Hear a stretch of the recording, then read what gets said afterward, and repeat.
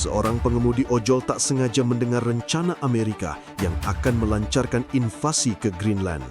Ia pun ditunjuk menjadi pimpinan pasukan Kopassus dan NATO untuk mencegah invasi Amerika di tanah es itu. Mampukah pasukan aliansi yang ia pimpin memukul mundur Amerika? Jangan lupa like video ini, subscribe channel Naskah Pejuang, nyalakan loncengnya, dan tulis di komentar kalian berasal dari mana. Jangan di-skip, tonton sampai selesai, karena dari cerita ini, Anda akan tahu bahwa siapapun Anda tetap memiliki kesempatan yang sama untuk bisa merubah peta politik global. Rian mengerem motornya pelan di tepi Jalan Merdeka Selatan. Aplikasi ojek online di ponselnya masih menyala, menampilkan alamat tujuan yang sejak awal membuat dadanya terasa tidak enak. Gedung itu tidak tinggi, namun menjulang dengan aura dingin yang menekan. Pagar besi tebal mengelilinginya, kawat berduri melintang di bagian atas. Kamera pengawas menatap dari setiap sudut, dan beberapa pria bersenjata lengkap berdiri berjaga dengan sikap siaga penuh. Rian menelan ludah. Baru sekarang ia sadar, ini bukan gedung biasa. Ia mematikan mesin motor saat salah satu penjaga mendekat, wajahnya tegas dengan sorot mata asing. Setelah memeriksa tas pengantar makanan dan identitas Rian sekilas, penjaga itu memberi isyarat masuk. Langsung saja ke resepsionis, katanya dengan logat bule yang kental. Tidak ada nada ramah, hanya perintah singkat yang membuat Rian menurut tanpa banyak tanya. Langkah Rian menggema di lantai gedung yang sunyi. Pendingin ruangan terasa menusuk tulang, kontras dengan panas Jakarta di luar. Ia menoleh ke kiri dan kanan, berusaha mencari meja resepsionis. Ketika akhirnya menemukannya, tempat itu justru kosong. Tidak ada staf, tidak ada suara, hanya keheningan yang terasa janggal. Saat hendak meletakkan pesanan, telinga Rian menangkap suara samar dari balik pintu ruangan di dekatnya. Suara itu terdengar serius, tegang, dan penuh tekanan politik tingkat tinggi. Ia tidak berniat menguping, namun potongan kata dalam bahasa Inggris membuat langkahnya terhenti. Nama Greenland dan invasi terdengar jelas, disusul nada suara yang ia kenali dari berita dan televisi selama bertahun-tahun. Jantung Rian berdegup lebih cepat, naluri lama yang terkubur tiba-tiba bangkit. Ia menaruh makanan di atas meja resepsionis dengan tangan sedikit gemetar, menekan tombol selesaikan pesanan di aplikasinya, lalu berbalik pergi.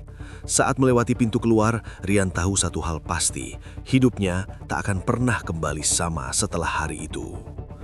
Langkah Rian terhenti beberapa meter dari pintu kaca yang mengarah keluar gedung. Suara dari balik ruangan di dekat meja resepsionis semakin jelas, menusuk keheningan yang sejak tadi menekan dadanya. Ia berdiri mematung, bukan karena rasa ingin tahu, melainkan karena naluri lama yang kembali hidup. Suara itu bukan percakapan biasa, nada tegang, terkontrol, dan penuh tekanan politik tingkat tinggi. Rian mendengar nama Duta Besar Amerika Serikat disebut berulang kali, disusul suara lain dari sambungan telepon yang tak mungkin ia salah kenali. Suara itu tegas, keras, dan penuh keyakinan arogan. Donald Trump. Kata demi kata tentang pengerahan pasukan, kepentingan strategis, dan penguasaan wilayah dingin di utara dunia mengalir tanpa sensor. Greenland disebut bukan sebagai tanah, melainkan sebagai aset, sebuah target yang harus diamankan dengan kekuatan militer apapun resikonya. Dada Rian terasa sesak. Ia menyadari bahwa percakapan itu bukan sekedar wacana, melainkan rencana nyata yang bisa memantik banyak negara ke jurang perang global. Dunia bisa berubah hanya karena keputusan segelintir orang di balik dinding tebal gedung ini. Tanpa menunggu lebih lama, Rian melangkah menjauh dengan nafas tertahan, berusaha menghapus keberadaannya dari lorong itu. Begitu keluar dari area kedutaan, udara Jakarta terasa berat namun menenangkan. Rian segera menyalakan motornya dan melaju, meninggalkan gedung tersebut sejauh mungkin. Tangannya sedikit gemetar, namun pikirannya justru jernih. Ia tahu apa yang harus ia lakukan, bukan sebagai pengemudi ojol, melainkan sebagai seseorang yang memahami arti ancaman strategis. Beberapa jam kemudian, di hadapan perwira-perwira tinggi markas besar TNI, Rian menyampaikan apa yang ia dengar dengan detail yang presisi. Ruangan itu hening, wajah-wajah yang semula ragu berubah tegang. Rian tahu, sejak detik itu, dirinya telah melangkah terlalu jauh untuk kembali. Rahasia yang ia bawa bukan lagi miliknya seorang, melainkan beban sebuah negara. Langit Greenland tampak seperti hamparan besi abu-abu yang membeku. Awan rendah bergerak lambat, menelan cahaya matahari hingga dunia di bawahnya hanya diterangi kilau pucat yang memantul dari es dan salju.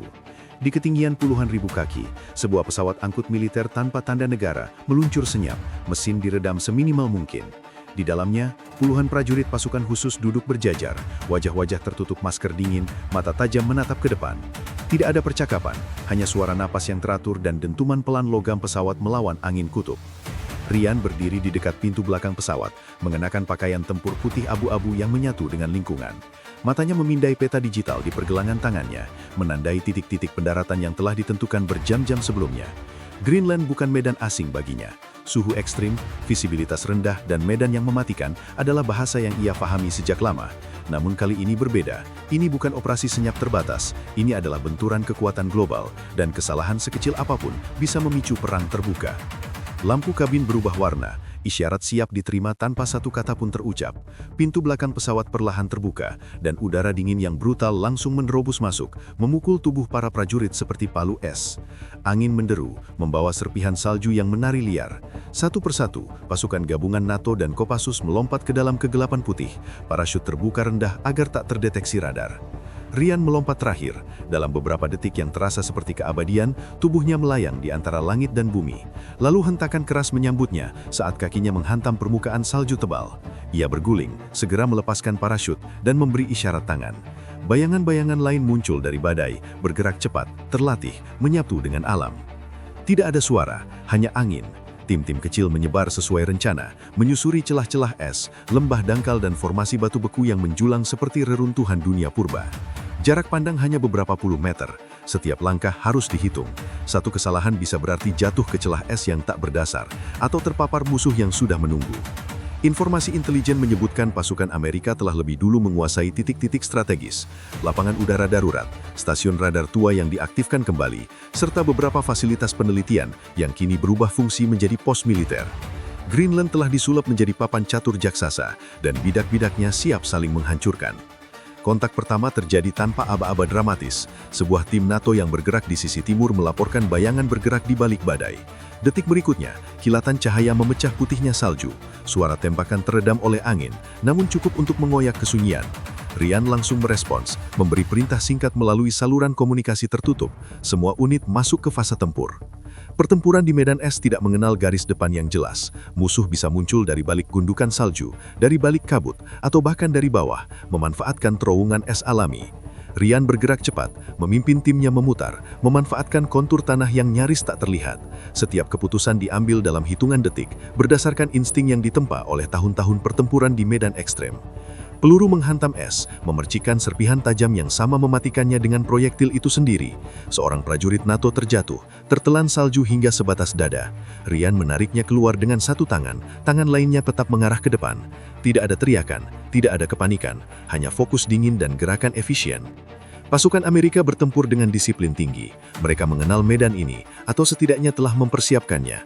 Drone kecil berwarna putih melintas rendah, nyaris tak terlihat di tengah badai. Ryan menyadari ancaman itu terlalu terlambat. Ledakan mengguncang beberapa meter dari posisinya, menghantam salju dan melemparkan tubuh-tubuh ke udara. Dunia berputar. Pendengaran Ryan berdenging, namun matanya tetap terbuka, menilai situasi. Ia bangkit, memberi isyarat mundur taktis. Bukan kekalahan, namun penyesuaian. Di Greenland, bertahan hidup adalah kemenangan pertama. Pasukan gabungan berpecah, menarik musuh ke wilayah yang lebih tidak stabil, di mana es tipis dan lereng curam menjadi senjata alami. Badai salju semakin menggila, seolah alam ikut campur dalam konflik manusia. Suhu turun drastis, napas membeku di udara.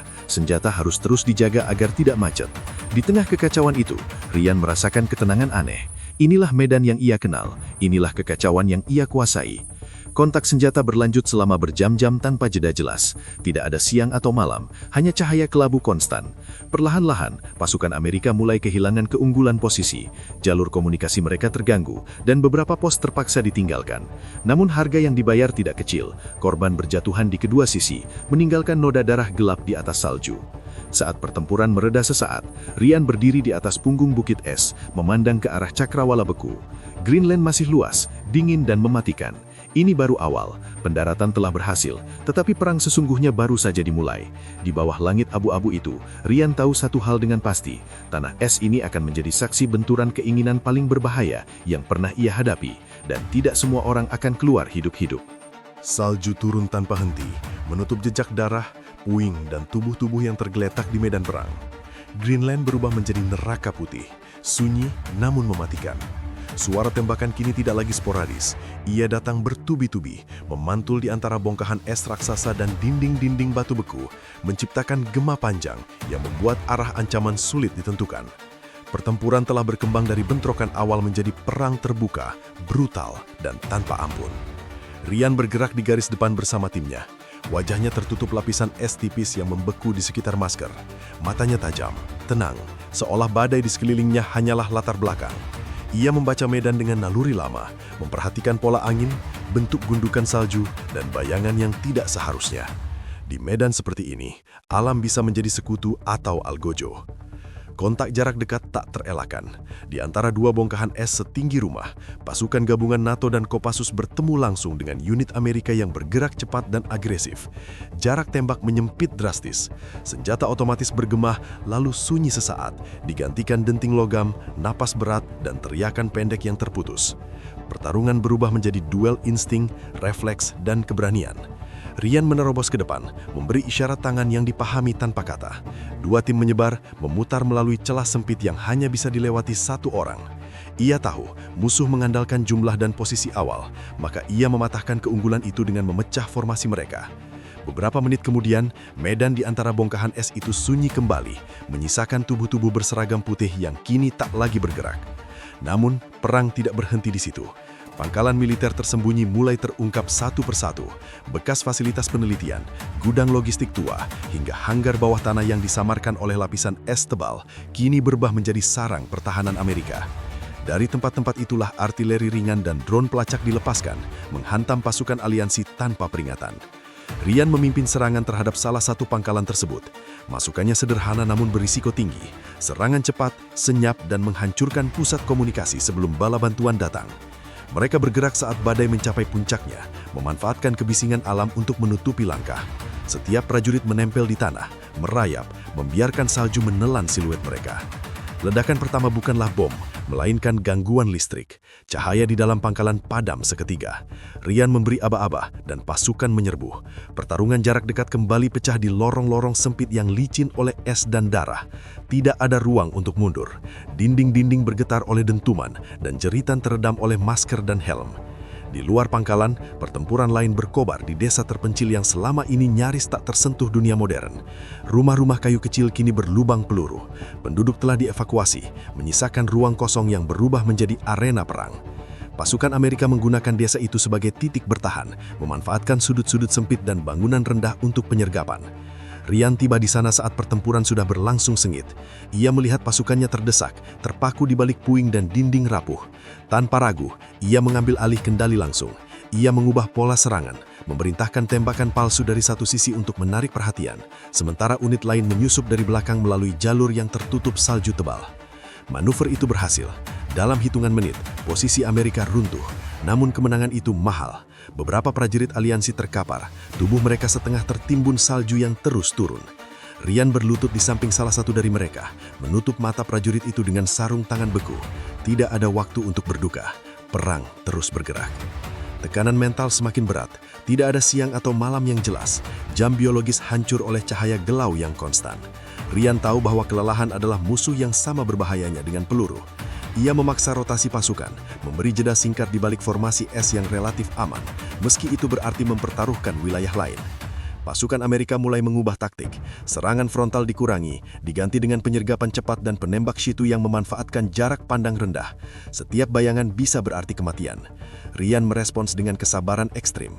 Ia memerintahkan pergerakan lambat, disiplin tembakan, dan penggunaan medan sebagai pelindung alami. Ia menunggu kesalahan musuh, dan kesalahan itu akhirnya datang. Di sebuah lereng curam yang tertutup es tipis, unit Amerika mencoba mengejar pasukan aliansi yang berpura-pura mundur. Ryan telah memperhitungkan sudut kemiringan dan tekanan berat. Saat tembakan dimulai, lereng itu runtuh, es pecah, menelan beberapa prajurit dan memaksa sisanya mundur kacau. Alam kembali berpihak kepada mereka yang memahaminya. Hari-hari berikutnya berlalu dalam siklus kekerasan yang tak berujung. Setiap kemenangan kecil dibayar dengan kelelahan dan korban. Namun perlahan, keseimbangan berubah. Pusat-pusat kendali Amerika mulai lumpuh, jalur suplai terganggu, moral mereka goyah, sementara pasukan aliansi justru menemukan ritme tempur di tengah neraka putih. Ryan berdiri di tengah badai, bukan sebagai simbol, melainkan sebagai poros. Ia tidak berteriak, tidak berpidato. Ia memberi contoh. Ia berada di titik paling berbahaya, mengambil keputusan yang paling berat. Kepemimpinannya dingin, nyaris tanpa emosi, namun justru itulah yang menjaga pasukannya tetap hidup. Pada suatu malam gelau yang nyaris tak bisa dibedakan dari siang, Rian memandang medan yang telah mereka kuasai. Asap tipis naik dari kejauhan, bercampur dengan salju. Greenland masih dingin, masih kejam, namun neraka putih itu kini mulai tunduk kepada kehendaknya. Keadaan yang semula timpang telah berbalik arah. Perang belum usai, tetapi untuk pertama kalinya sejak pendaratan, Rian tahu mereka tidak lagi sekedar bertahan, mereka sedang menang. Malam di Greenland tidak pernah benar-benar gelap, tetapi kali ini cahaya kelabu itu terasa lebih berat, seolah langit ikut menahan napas. Badai whiteout datang tanpa peringatan, menelan jarak pandang hingga hanya beberapa langkah ke depan. Salju berputar liar, menampar wajah, meredam suara, dan menghapus jejak dalam hitungan detik. Di tengah kondisi inilah Rian memilih bergerak. Baginya, kekacauan alam adalah tirai terbaik. Ia membagi pasukan menjadi unit-unit kecil, nyaris tak terlihat. Setiap unit membawa tujuan tunggal, memotong urat nadi musuh. Jalur suplai Amerika terbentang panjang di bawah lapisan es, bergantung pada konvoi darat, gudang bahan bakar sementara, dan beberapa titik pendaratan helikopter yang dipaksakan. Rian tahu, menghancurkan satu saja tak cukup. Mereka harus menghancurkan semuanya, serentak, agar kebingungan musuh berubah menjadi kepanikan. Unit pertama bergerak mengikuti kontur lembah beku, menyusuri bayangan batu dan es yang terkelupas. Mereka merayap berjam-jam, menahan dingin yang menusuk tulang.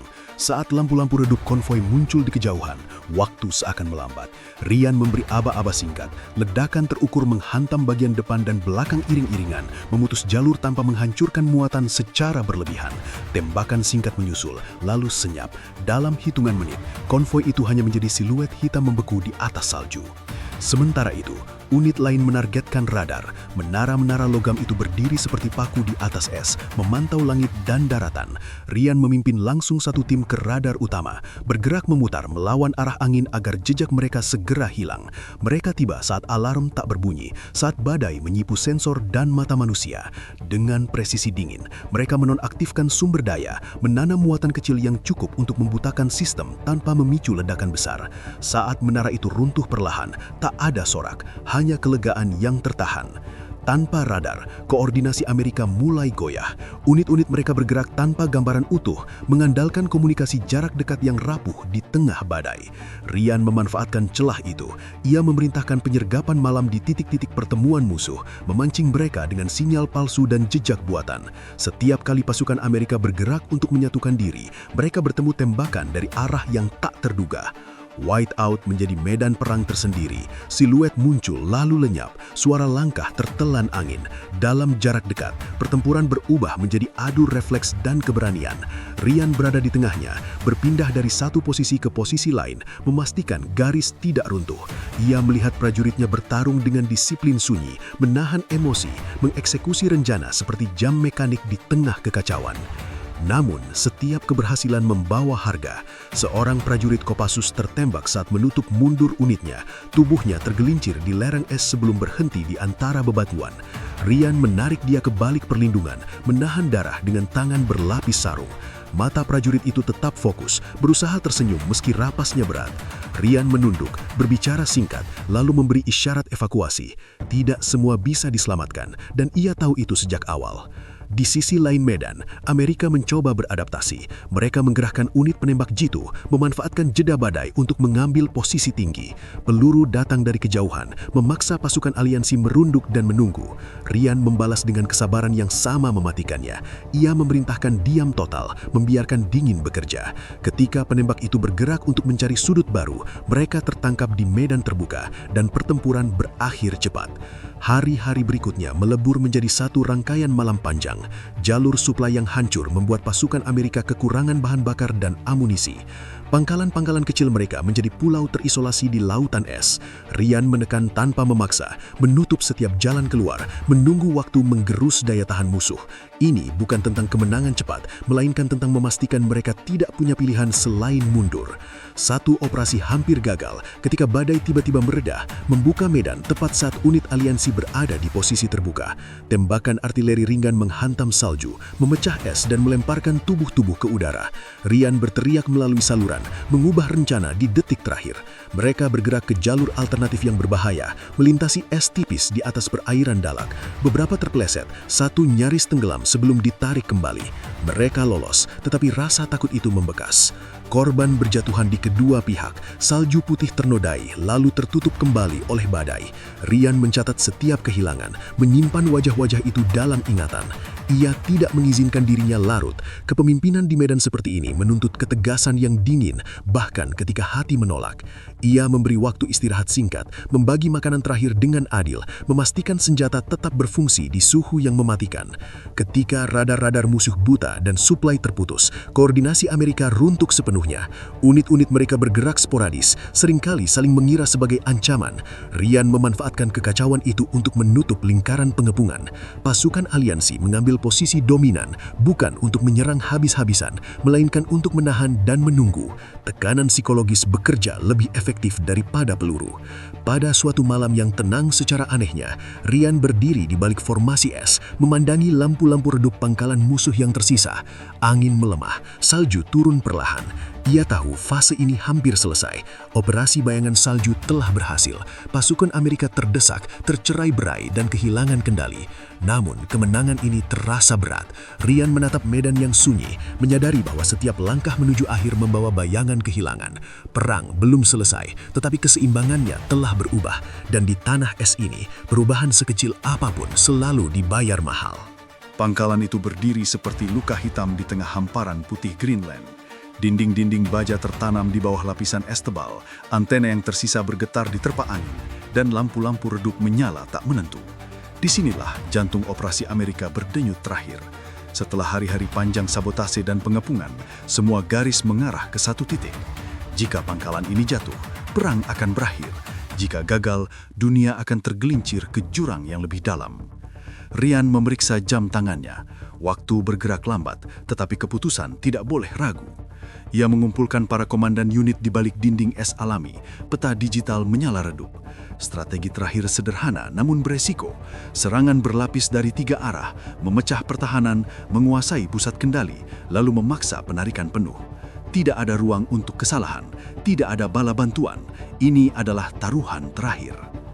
Angin mereda sesaat, seperti memberi nafas sebelum pukulan akhir. Pasukan bergerak. Unit timur menyusup melalui terowongan es lama yang pernah menjadi jalur penyelidikan, kini licin dan sempit. Unit barat maju perlahan di balik gundukan salju, memanfaatkan bayangan struktur logistik yang rusak. Rian memimpin unit utama dari depan, melintasi medan terbuka yang telah dipetakan dengan cermat. Setiap langkah menghitung ketebalan es dan sudut tembakan. Kontak pertama terjadi di gerbang luar. Tembakan singkat memecah sunyi, lalu sirene meraung. Lampu darurat menyala merah, memantul di salju seperti darah. Pasukan Amerika bertahan dengan disiplin keras, menutup celah, mengerahkan sisa kekuatan. Pertempuran segera berubah menjadi jarak dekat. Dentuman peluru, serpihan es dan nafas berat bercampur dalam satu ritme brutal. Rian bergerak cepat, memberi isyarat tanpa suara, memutar posisi. Ia membaca pola tembakan musuh, mengantisipasi pergeseran, memerintahkan dorongan singkat yang memecah konsentrasi lawan. Di lorong-lorong sempit pangkalan, pertempuran menjadi personal. Bayangan muncul di tikungan, refleks menentukan hidup dan mati. Tidak ada teriakan kemenangan, hanya fokus yang dingin. Di pusat kendali perlawanan menggeras, pintu baja tertutup, senapan berat menutup jalur. Rian memerintahkan penonaktifan sistem dari 2 sisi. Ledakan terukur membuka celah, cukup untuk masuk tanpa menghancurkan struktur. Asap mengisi ruangan, di baliknya layar-layar besar berkedip, menampilkan peta Greenland yang kini retak oleh gangguan. Komunikasi Amerika terputus-putus, perintah saling bertabrakan, kekacauan mulai menggerogoti pertahanan mereka. Namun kemenangan menuntut pengorbanan. Di sayap barat, sebuah unit terjebak di bawah tembakan silang. Rian mendengar laporan terputus, lalu senyap. Ia mengalihkan tim cadangan, memimpin sendiri manuver penutup. Mereka bergerak melintasi jalur terbuka, peluru memotong udara. Satu demi satu, pasukan berhasil ditarik keluar, tetapi 2 tidak bangkit lagi. Rian berhenti sesaat, menandai lokasi, lalu melanjutkan. Perang tidak memberi waktu untuk duka. Pasukan Amerika mencoba serangan balasan terakhir. Kendaraan lapis ringan menerobos dari hanggar, senjata otomatis menyapu medan. Ryan memerintahkan jebakan yang telah disediakan sejak malam. Es di bawah lintasan retak, beban logam mempercepat kehancuran. Kendaraan itu terperosok, terhenti, menjadi penghalang bagi pasukan di belakangnya. Tembakan meredah, momentum berpindah. Di ruang pusat kendali, bendera komando diturunkan, sistem senjata dinonaktifkan satu persatu. Ryan memberi perintah penahanan, bukan penghancuran. Ini bukan pembalasan, melainkan penutupan. Unit-unit Amerika yang tersisa diberi jalur mundur yang jelas. Pesan itu disampaikan singkat dan tegas. Perlawanan berakhir dalam kepahitan yang sunyi. Saat fajar kelabu menyingsing, pangkalan itu diam. Asap tipis naik, lalu lenyap tertiup angin. Greenland kembali hening, seolah perang hanya bayangan buruk yang tertinggal di es. Pasukan NATO dan Kopassus mengamankan perimeter, memastikan tidak ada sisa ancaman. Dunia di kejauhan tak pernah tahu betapa dekatnya dia dengan kehancuran. Ryan berdiri di tepi pangkalan, menatap cakrawala yang luas. Salju turun pelan, menutupi jejak-jejak pertempuran. Ia memeriksa pasukannya, memastikan yang terluka ditangani, yang gugur dihormati. Tidak ada pidato, tidak ada selebrasi, hanya pekerjaan yang selesai. Perintah penarikan diterima, pasukan bergerak dengan disiplin sunyi, menyatu kembali dengan badai yang datang. Satu demi satu, bayangan menghilang di putihnya dunia. Ryan menunggu paling akhir. Ia menatap sekali lagi pangkalan yang kini tak berdaya, lalu berbalik. Badai menelan segalanya, jejak langkah hilang dalam hitungan menit. Di tanah es itu, sebuah perang besar berakhir tanpa monumen, tanpa catatan.